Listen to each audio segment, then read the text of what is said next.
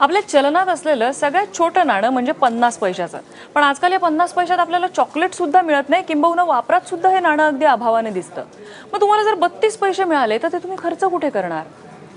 Actually एका युवकाला अशा प्रकारे 32 पैशांचा चेक आलेला आहे. तो कुठून आला, कोणत्या कंपनीने पाठवला आणि कोणत्या प्रकरणी पाठवला, आपण पाहूया हा सविस्तर रिपोर्ट.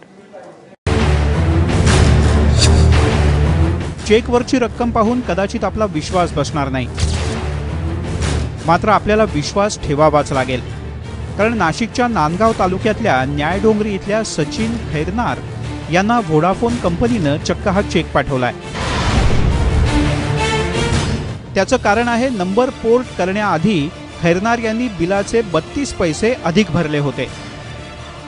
व्होडाफोन कंपनीमधून मी पोर्ट आउट केलं आयडियामध्ये. तर आयडियामध्ये पोर्ट आउट करताना मला बिल परतावा करणं होतं व्होडाफोनचं.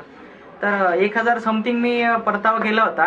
तर त्यामध्ये 32 पैसे कंपनीकडे एक्स्ट्रा गेलेले होते.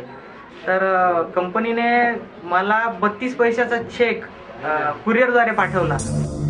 व्होडाफोन कंपनीनं कुरिअरनं चेक सचिन खैरनार यांच्या घरी पाठवला.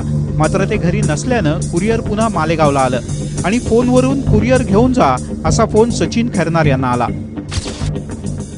कुरिअर फोडून पाहिलं तर आत ॲक्सिस बँकेचा 32 पैशांचा चेक होता.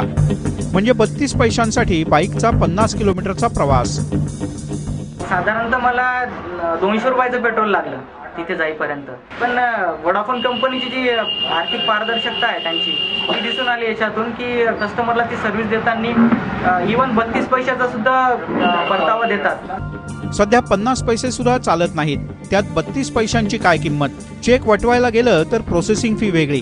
त्यामुळे सचिन खैरनार यांनी हा चेक सांभाळून ठेवण्याचाच निर्णय घेतला.